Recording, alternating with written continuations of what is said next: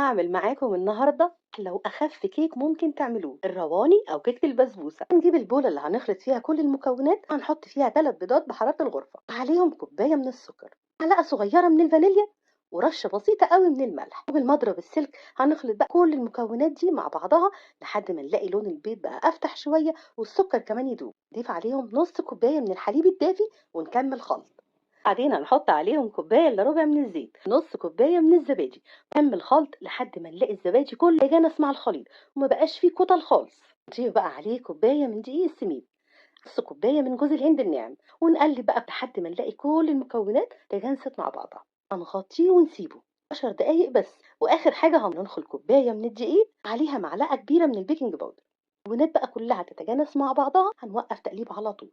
نكون مسخنين الفرن، خلق في الرف الأوسط، نسيب الشربات الدافي أول ما نطلعه من الفرن على طول. جربوها وبألف هنا على قلوبكم.